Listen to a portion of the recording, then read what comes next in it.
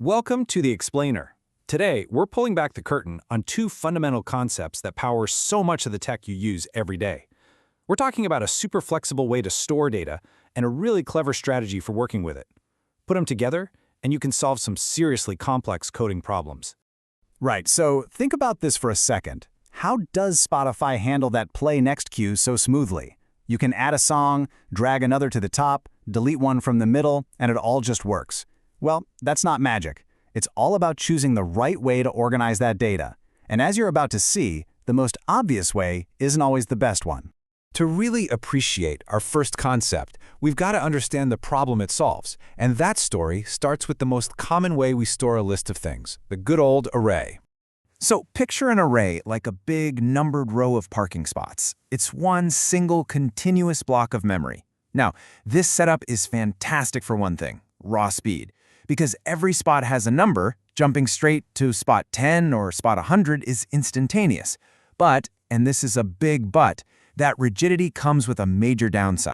What happens when you run out of spots? If the memory right next to your block is already taken, you can't just tack on more space. You have to find a whole new, larger block of memory somewhere else, and then copy everything over. It's like your parking lot is full and you have to move every single car to a bigger lot across town. Super inefficient, right? And that is the exact problem that our first concept, the linked list, was designed to solve. Okay, so let's meet the flexible alternative, the singly linked list. I want you to stop thinking about a rigid box and start thinking about a dynamic chain. See, instead of one giant continuous block, it's a series of individual links. The cool part is, each link can be stored anywhere in memory. Why? Because each one holds the exact address of the next link in the chain. This means we can grow or shrink the list whenever we want without all that shuffling. This flexibility, it's a total game changer.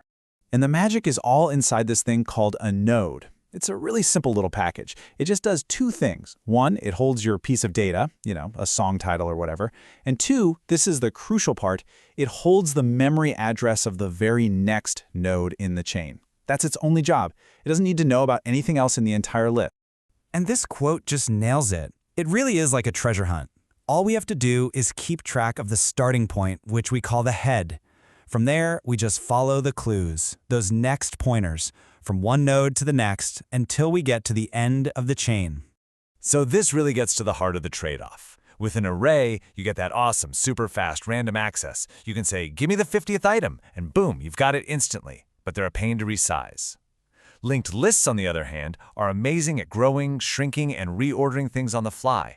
But if you want that 50th item, you've got to start at the beginning and walk through the first 49 to get there. Okay, so now we have these awesome, flexible, chain-like structures. But that brings up a new question, doesn't it? How do we efficiently work with the data inside them, or really inside any kind of list? Well, for a ton of common problems, you don't need to loop over and over again. Turns out there's a really clever strategy called the two-pointer technique that often lets you get the job done in just one pass.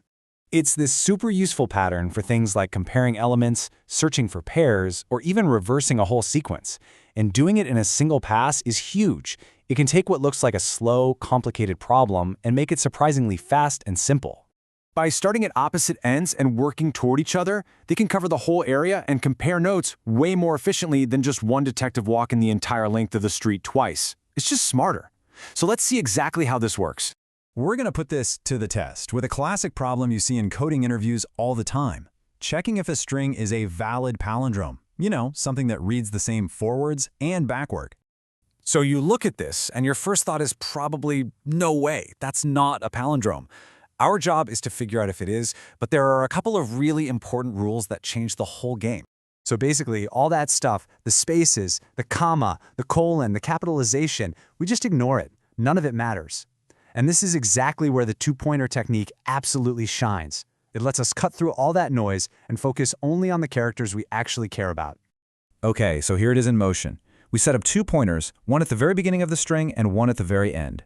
First things first, we skip any junk. The left pointer hits a space, move it. The right pointer hits a colon, move it. Once they both land on a letter, we compare them. A and A, they match. Because we ignore case, great. Now, we move both pointers one step inward and do it all over again. We just keep doing this, skipping, comparing, moving inward. If at any point we find a mismatch, game over. It's not a palindrome. But if our pointers meet in the middle and every single pair is matched up, success, we have a palindrome.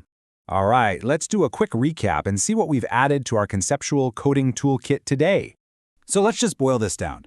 Linked lists give us that awesome flexibility that arrays just don't have, and the two-pointer technique gives us a super efficient strategy for processing these lists, often in a single go. It's really that combination, the right data structure plus the right strategy, that leads to some seriously elegant code. At the end of the day, it's all about picking the right tool for the job. You need instant access to items, and the size won't change much? An array is your best bet. You need to constantly add, remove, and reorder things? A linked list is going to be your best friend. And when you need to process that list efficiently, the two-pointer technique is an absolute go-to. And that's really the core of mastering this stuff. It's not about memorizing code, it's about learning to see the underlying pattern in a problem and then choosing the perfect structure and strategy to solve it elegantly. Thanks for watching.